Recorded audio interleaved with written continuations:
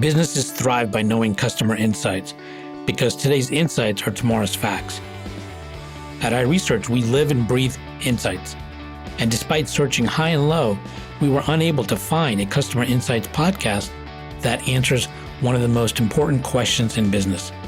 Why do customers do what they do? So we launched one. Hi, I'm your host, Darshan Mehta. Our guest on today's podcast is Abhilasha Sinha. She is the Chief Growth Officer at Open Secret, and her true love are the intersections of business, technology, creativity, and analytics, and soft and hard skills. Welcome to the show. Great to talk to you. Thank you for having me, Darshan. Looking forward to this. So I'm curious, you've had quite a diverse career, and you've had quite a path from your previous engagement to Open Secret from various other roles. Walk me through some of the diverse paths you've taken, and also if you can tell me some of the aha moments that have brought you to where you are now. So I think this is, I'm going to sort of break it down into three parts, just to simplify it, because this has been a very interesting and diverse journey so far. So I think the first one is, frankly, what is the connection between all these industries, right? So I have worked across education, healthcare, consumer tech, and now I'm on the e-commerce, food and beverages space, right? And I think fundamentally, the goal behind all of these is just looking at how technology or business models can just innovate in a completely new fashion on behalf of consumers, right? Education has been done for years together, but how do you think about scaling education to the most remote parts of a country at 100th the cost, right? So you're suddenly looking at the same problem statement with a completely fresh set of eyes. Similarly, if you're looking at health tech, how do you think about really, how do hospitals or very established organizations think about things like digital healthcare, about, virtual health, all of these new buzzwords, how do they keep up?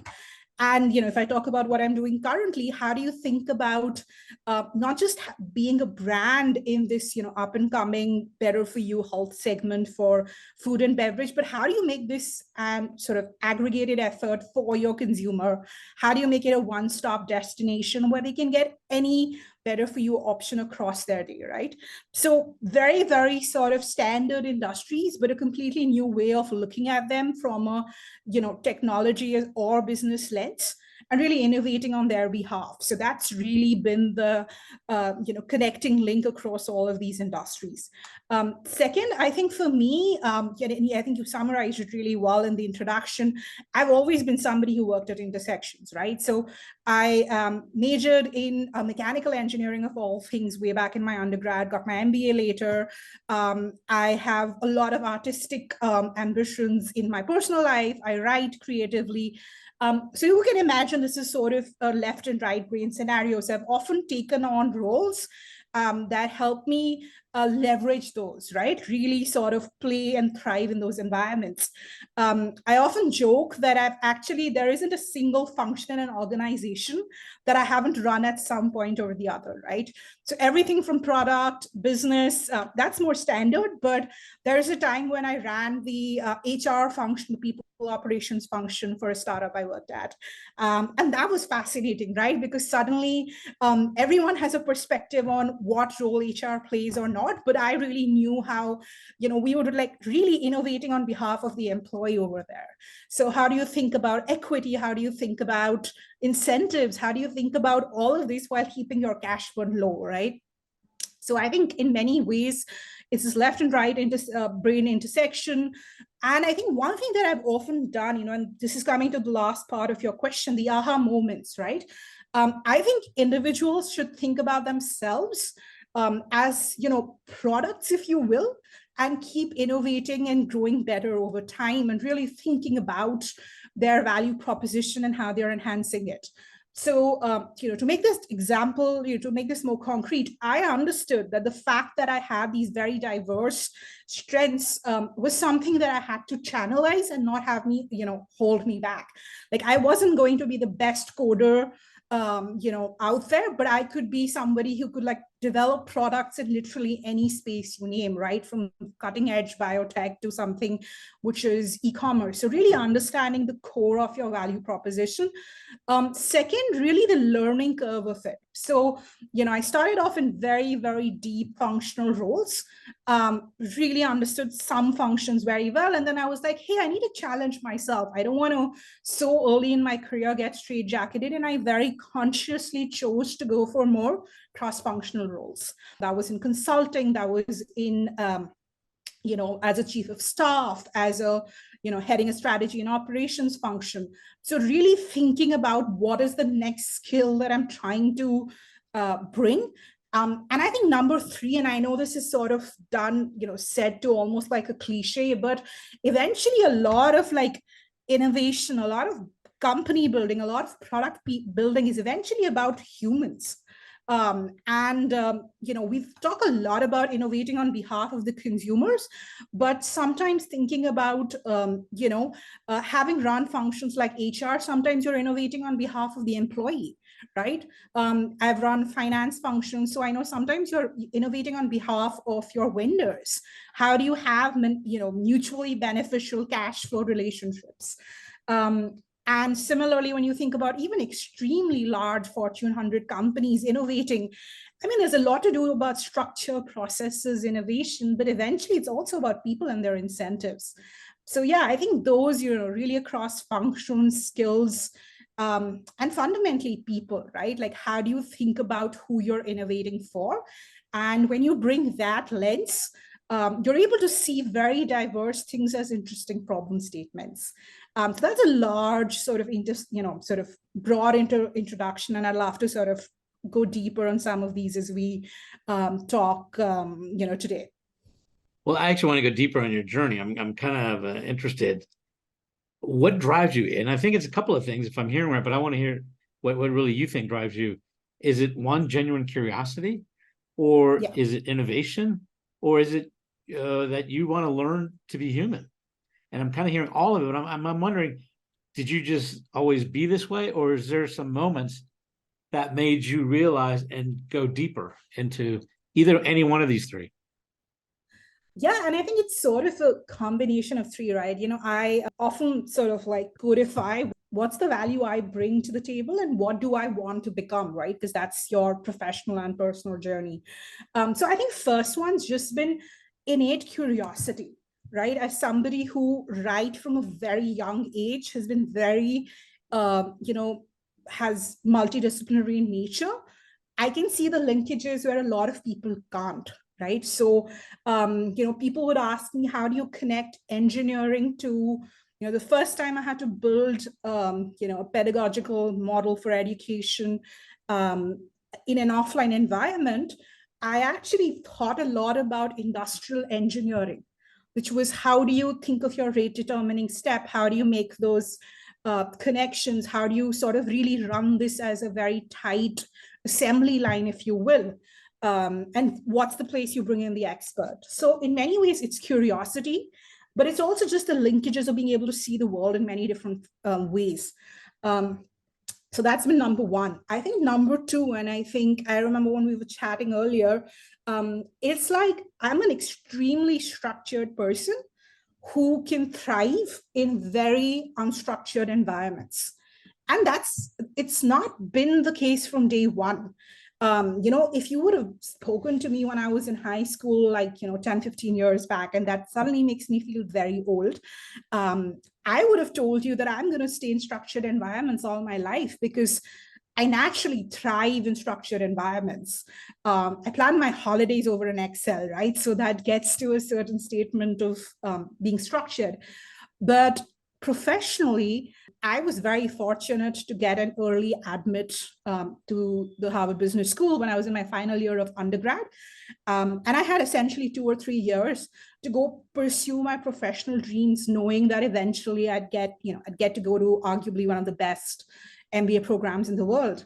And that really made me pause and think at the age of 22. And I was like, I know I'm good at this structured environment, but I don't think that there are some things that I'm good at. I don't handle ambiguity really well.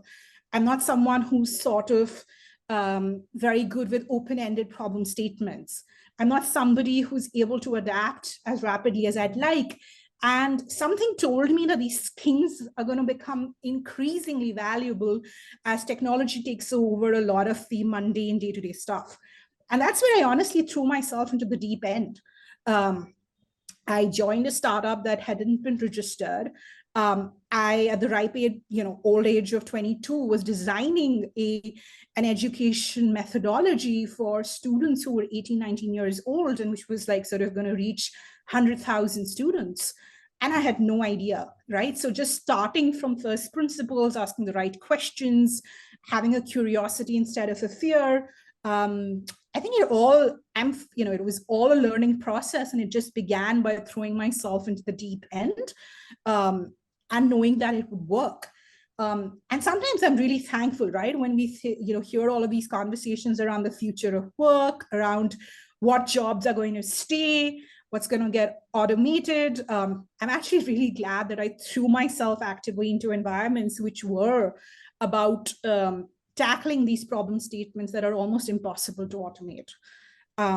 So yeah, definitely not a natural one. In fact, I would say it was completely the opposite when I got started. And there's the other element about understanding humans more, it seems.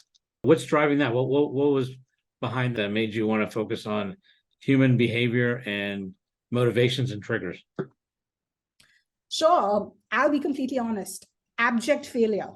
And that was when I was first, designing in my first job, designing a hybrid educational learning system. I went in feeling I knew everything. And I also just felt like, hey, I've just taken these systems that have done well in other countries. I'm going to just copy paste them to the context I was working on, make a few sort of tweaks, and we'd be all set to go, right? I'm just going to, tech-driven education is going to change the world and all of that. And I just realized I was fundamentally wrong. Humans like tech, but they also love and thrive on interaction. When you're serving in a field like education, while your consumer/end user is your student, the parent, especially in a country like India, is actually the decision maker of that business transaction. When you're thinking about a public good like education, you're actually thinking about the government, you're thinking about large institutional stakeholders. And you have to eventually find a sweet spot, which is sort of eventually pushing the student learning forward, but also keeping these people happy.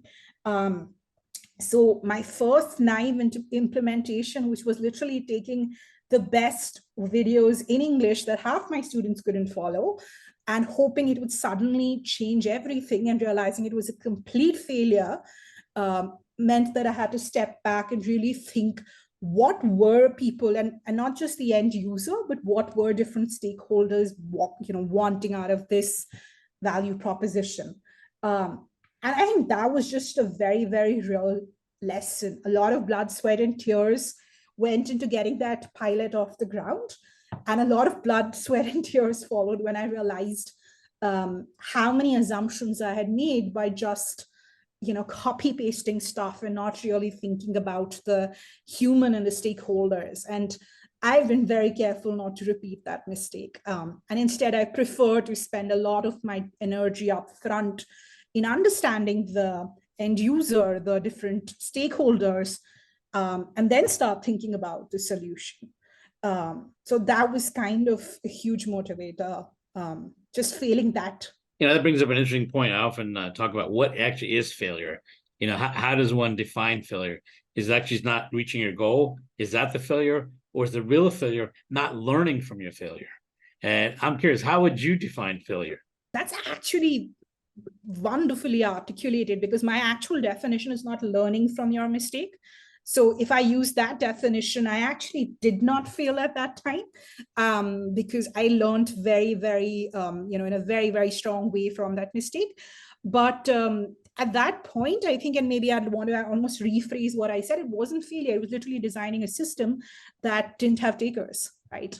Or that wasn't doing the job to be done for the end user. It was just doing the job I wanted done. So yeah, I think in fact, I'll rephrase that. I don't think I failed because, you know, and I think I give myself a lot of credit for that. Imagine being 23 and I used to go to once I realized that the system's actually not working, I used to go on the weekends and speak to these parents and students and be like, tell me everything wrong that you think exists in this. Tell me about your day-to-day life. Tell me why we aren't fitting in. And that taught me a lot about humility as well, right?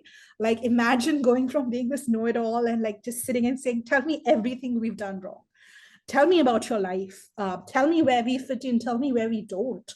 So in that sense, I think what I learned from rephrasing that was I built something that did not really solve a job to be done for the user, but I don't think I failed because I learned, you know, after the first couple of months of crying and wondering why these people weren't getting such a great system, I adapted quite rapidly. Yeah, it's interesting because I often talk to people about failure and they think that, oh, I just failed and I didn't do what I want to do. But then ask them, did you actually learn something? Because if you actually learn something, then you haven't failed. The real failure for me comes when you keep doing the same thing and not learning. Then that is a failure. Yes, and so I think often the thing is, if you keep learning and moving forward, and that was actually triggered by, when I heard, if you want to increase your success rate, you basically have to double your failure rate, right? And how do you actually get to success? Sometimes it may not be the first try, the second try, the third try, but with each iteration, if you keep learning and evolving and moving forward, you will get to that success point. Yeah, I think you said it really well, right? And in fact, now that I reflect, I think what we did was that instead of failing fast, we literally were trying to come up with this perfect value proposition in a silo and then doing this large launch and hoping it'll work. And since then, I have, adapted my, methodology a lot, where one, of course, I first try and understand the stakeholder, but two, I just literally go out there with the most basic version of what I'm trying to propose and just get a sanity check. And this one's been hard for me because I don't enjoy being laughed at. But frankly, I've been in I was piloting and working on some aggregated omni-channel food delivery piece. And I remember standing outside Whole Foods in Cambridge trying to get people to respond to some digital ordering system we were talking and being laughed at like crazy, and also being hounded away from the parking lot, because people were just freaked out why this group of 25-year-olds were just going around asking these weird questions on a sheet of paper with this ugly outline of a digital ordering kiosk, if you will. So that's been a huge learning curve, which is like fail quickly, fail really fast, and just embrace that piece, because that's much better than spending 6 months or a year going into hibernation trying to carve out this perfect masterpiece and then just being completely disconnected from your user. So yeah, that's it's become I now think about rejections as a gold mine, because it's telling you so much of what they don't want. Well, that's the other point I've often learned is often great learning comes from actually being agitated and frustrated, right? Because it actually forces you to think. So I'm not always upset being a bit agitated or upset, but I'm not an advocate of being agitated or upset all the time, but sometimes it forces you for that extra step saying, this is really annoying. And then you say, maybe I should do this, and that's sometimes I think people should push for that moment. And it sounds like you've learned to do that. Yeah. And it honestly takes, it's almost like it's like a switch going from off to on. You suddenly start seeing the same piece of information so differently. Like I remember dreading doing consumer interviews or interactions in my first year of when I began working.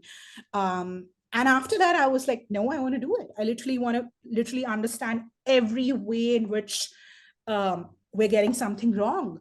I want to understand this person in their context. So hearing, not feeding them an answer and truly understanding what they want, it completely changed. It went from something I dreaded to being something like, oh yeah, they actually, this is a gold mine of information. This is a gold mine of learning. And it's sort of completely changed the way I approach a lot of things since then. So It that was sounds like definitely that. It sounds like that's part of what's led you to be more curious, but also pursue more unstructured, chaotic situations as opposed to structured. Yeah. So I'm curious, in the intersections we talked about, business and tech, creativity, analytics, soft and hard skills. I'm curious, what are some common human elements or behaviors that you found that kind of goes across all of them? When you look at these intersections, I suspect there's some commonalities, and I'm curious, what are they? I think there are a couple of things that I find interesting, but I'm sort of going to hone in on two of them. One is just the role of bias and how carefully you have to design, whether it's in reviewing certain an art piece, or whether it's thinking about an algorithm, whether it's thinking about different sort of organizational systems. Bias is inevitable. The question is, how do you factor for that? Because otherwise, if you just think about bias and you just pause over there, you're literally not going to get anything done. And some of this literally goes back to my undergrad days, which was a lot in science and engineering. You literally, when you began an experimentation, you almost identified a zero-level state, which factored in the bias in the instrument. And you often have to think about that, right? So for example, if I'm building a product for a sort of segment target audience that I'm completely disconnected from, the first thing I'll do is, here are like 5 assumptions that five things that I might have no idea about my target segment. It could be like, so for example, I worked in the States, I worked in China, and like literally the first thing I had to do is, what are my unconscious biases about these countries, or what are the things that I have no idea about. This also applies to algorithms all the time. When you think about recommendation engines, when you think about filtering processes, you have to step in and say, what's my bias coming in? How am I sort of thinking about that, and how am I protecting for that? So I think that's definitely one that I've sort of definitely seen the connection across all of these. The second is really how incomplete each of these things are, right? So if you just think of them in silos, you will never get a perfect answer. So let's take the example of, I worked in healthcare, and we used to do a lot of stuff around, will AIs replace doctors in diagnosis? The answer is no. They're going to augment them. They're going to give them the tools to make their lives better. But eventually, it's going to be a combination of human understanding of years of medical research and study, and complement that with just having a lot of information easily accessible. The same thing exists in education. You can't completely replace a teacher or human interaction. You can augment it by having a lot of pre-recorded content readily available. So I think these are the two things that I've really taken away, that systems inherently have bias. And how do you think about that and factor for that? And the second, of course, is how do you think about the complementary nature of all of these things? And that's also been true in a lot of my roles, right, which have involved bringing cross-functional stakeholders from very different teams together, because I just knew one function couldn't solve this. So that's kind of been two themes that I find very relevant across anything I've done. Tell me about the work you're doing at Open Secret. What's Open Secret all about? So I think, Open Secret began with a very simple problem statement, which is that the food you eat should be tasty, but should not have any of the guilt associated with it, right?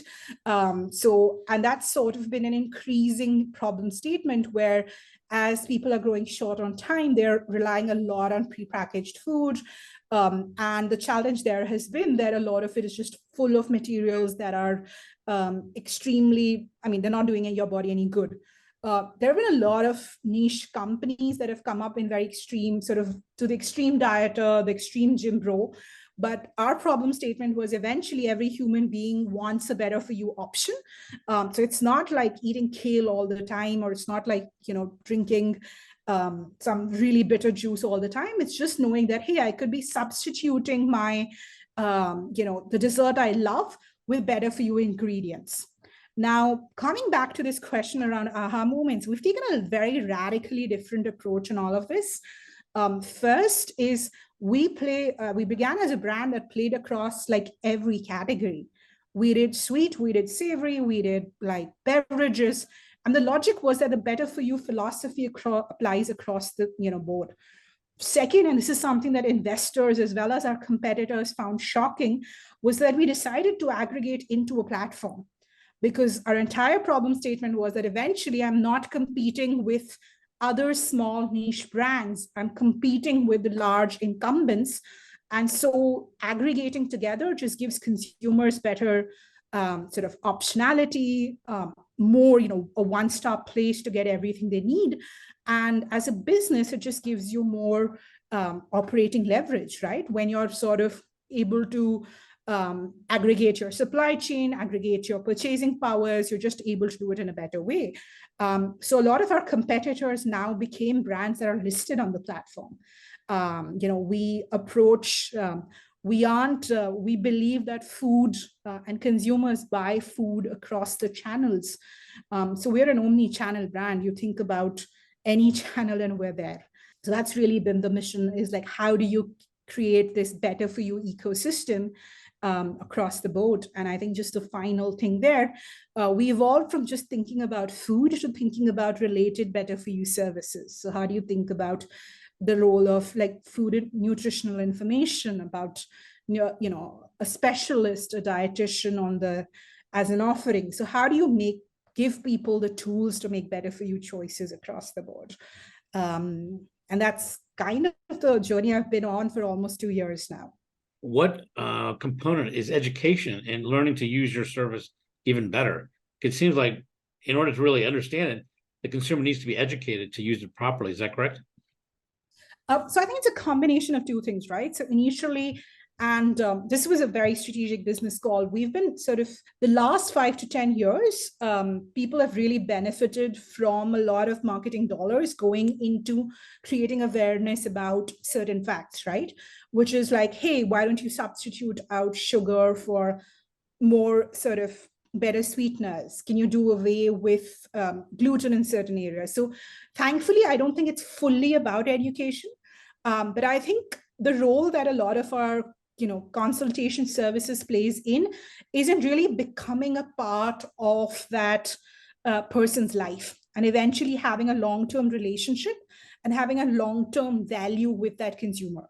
Because one of the challenges with trying to do anything new or change any sort of lifestyle is that you could have a lot of one and done customers, where people come in, they do it once, but they don't really stick to it. So one of the reasons that we aggregated all of these options together, the fact that we had all of these consultation services, is so that people are able to really get the support to make the lifestyle shift. Because otherwise it's going to be a one-time. Give me an example. If I come to you, what exactly am I going to be seeing and getting as a consumer or one of your clients? Sure. So I think first and foremost, we're an e-commerce aggregator, right? So if you come and you think about literally from the moment you get up to the moment you go to bed, if you thought about literally every food item you eat, you'd have a better for you option available, right? From different types of milk, different types of staples, different types of snacks. So you wouldn't have to keep, you wouldn't be somebody who's just buying like a bar from here but still sticking to the traditional larger, standard options for other things. You'd literally find everything you needed. And this would be across sweet, savory, staples, snacks, so that you don't have to do a lot of the hunting and thinking. You can just come here. So that's number one, right? Which is really having the wide variety of curation. Number two, sometimes people don't actually know what they're looking for. Mm-hmm. They know the problem they're trying to solve. So they talk about like certain dietary restrictions, and they'd be like, hey, what all can I eat which is gluten-free? What all can I eat which is vegan? What all can I eat which is, India is a very diverse country. So there are even like religious restrictions. So people will just say, hey, what all, Jainism is a religion in India. And they'll be like, what all is like Jain friendly food? So the equivalent of that abroad would be like, what is kosher, right? So you come with the problem statement and we'll do the filtering for you, right? I mean, we in this case is probably the website, but in general, we also operate across channels, and you can literally give us your problem statement and we'll solve it for you. And the number, so that's, you have the curation, you have the whole collection, you have the filtering and customization specifically for you. So, if Darshan comes, we can tell what Darshan needs to eat. And then the third is, you sometimes just need a coach. You just need somebody who's telling you how to make this change. How do you make it in a sustainable way? So we literally have a coach working with you, Darshan, and being like, here are the changes you can make. Here are the changes we can put off for later. And here are the different types of like food and options that you could be eating. So yeah, I think first and foremost, we're sort of looking at doing it from a just curation perspective. And then of course, there is the service layer we're trying to build on top of that. So what insights have you gained, and how do you address people's desire, even though they know what is right for them, what is healthy for them, they still have a need for guilty pleasures? Absolutely. And I think, 100%. So I think there have been a couple of insights. One, you just can't compromise on the taste. You eventually, and our R&D teams have to, we sometimes do 100 iterations of a certain recipe. Because eventually, I mean, not only if you want to build a business, but if you also want to make a long-term change, it has to be better for you, but it has to match the taste. And that takes an extremely long R&D process, a lot of consumer testing. And so I think that's number one, right? You actually can't compromise on taste. If you want to build a large business, and if you want to, for the masses, like I said at the beginning, this is not a niche brand for the person who already lives an extremely disciplined lifestyle. This is a place for anybody trying to look to make better for you choices. So that's number one. Number two, even in indulgence, there are certain things people are willing to compromise and certain things they're not willing to compromise. And that goes everything from texture, taste, even just like the shelf life. So for each of our categories, we have to do a lot of consumer interviews, discussions to understand what is the aha, factor of that product that we are not willing to let go of. Because that's the only way. And what have you found? It actually varies drastically across segments.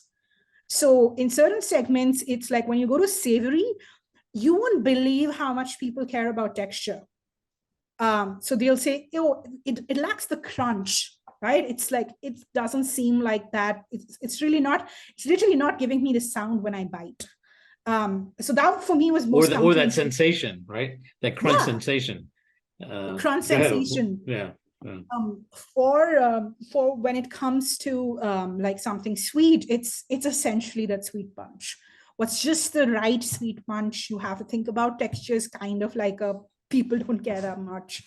And then of course, it's, when you're thinking about your segment, and then I think eventually you also have to realize some of it is extremely personal, which is the reason we decided to become a platform, because you just could not build all of these innovative products in-house.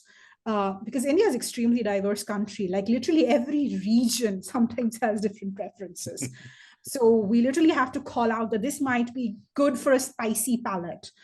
This might not be. So that's, I think, one of the reasons that came in. But I think, the one that really stood out to me was how much people care about the texture and the bite when it comes to a certain, set of SKUs.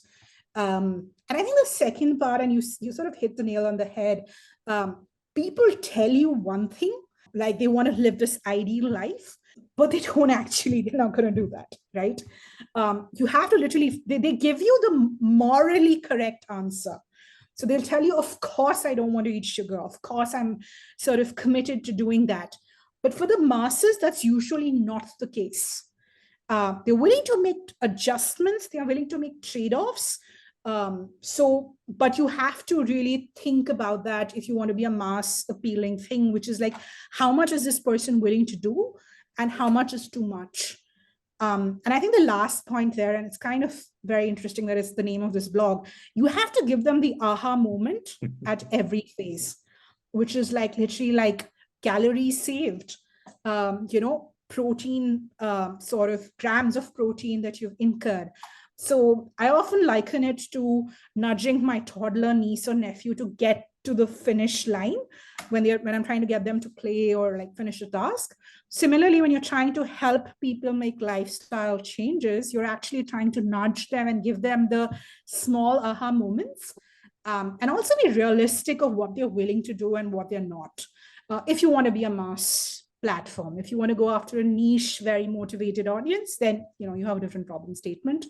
But yeah, you have to think a lot about the ahas, the small nudges, and the trade-offs that people are willing to sort of live with. So it sounds like a big part of what you're doing is you're actually getting people to change their lifestyle and mindset. And can you tell me, what are the three things you found that help you do that? I mean, what are the three things that you say, if we do these consistently, we have seen it successfully causes people to have a shift in their mindset and ultimately their lifestyle?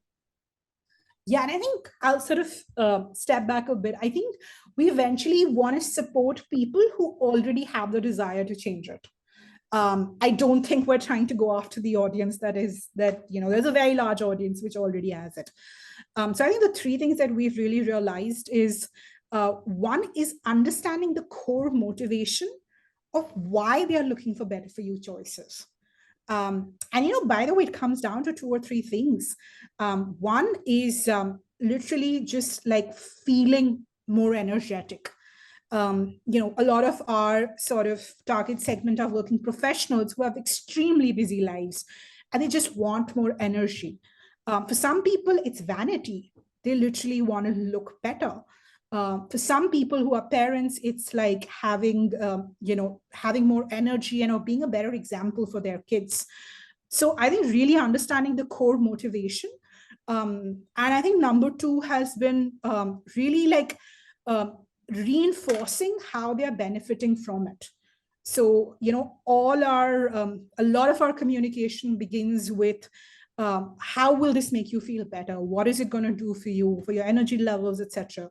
And number three, and this has been like a long learning curve for us, you can't compromise on the non-negotiable. If that's taste, if that's, the bite, if it's the crunch, because then you're going to have like just a casual consumer.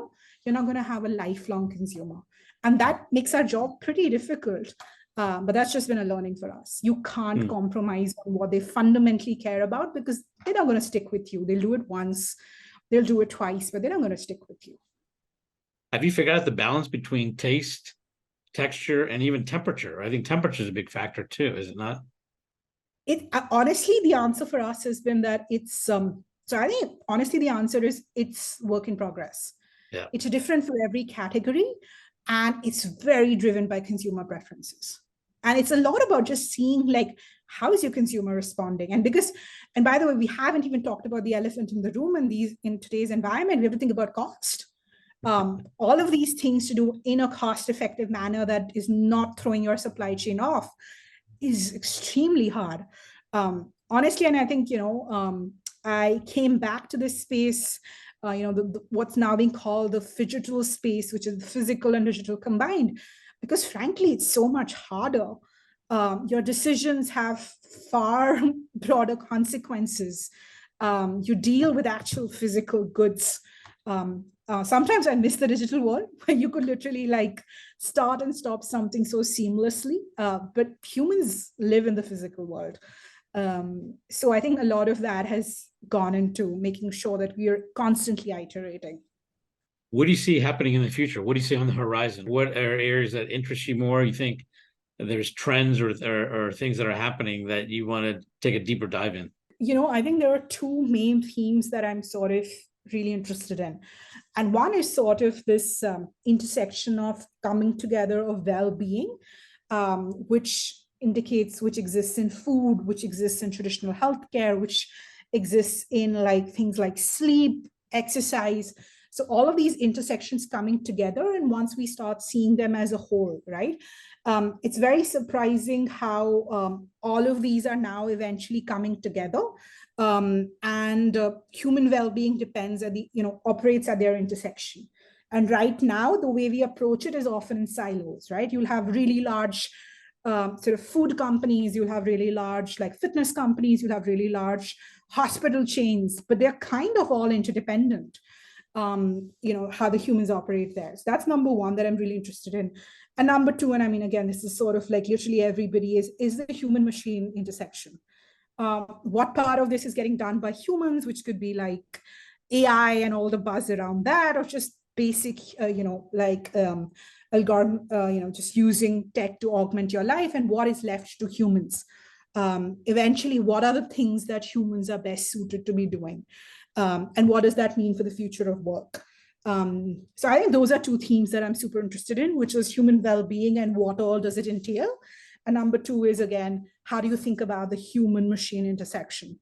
I see that at work every day. And I'm also very excited on how that's going to shape up in the next few years. If you could have lunch or dinner with anybody in your industry, who would it be and why? I think one person, and this is sort of not traditionally industry, but I really think about Michelle Obama, because she pioneered a lot about health, food, and exercise from the programs that she ran for the school kids when Barack Obama was the president. And I think the reason why I'm citing that is because one of my learnings has been that while recently I've mostly been on the capitalist company side, a lot of problem statements like health, well-being, and education have a very strong policy angle. And we often forget that. So not my industry, but definitely in terms of the sphere of influence, I would love to understand on how someone with that degree of influence thought about policy and the role of individual companies in meeting those well-being goals.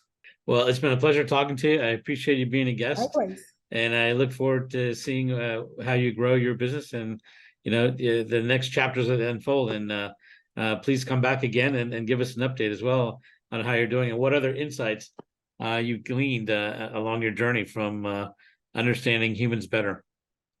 Absolutely. It was a pleasure talking to you. Thank you very much. Getting to AHA was brought to you by iResearch. To find out more about us, head to iResearch.com.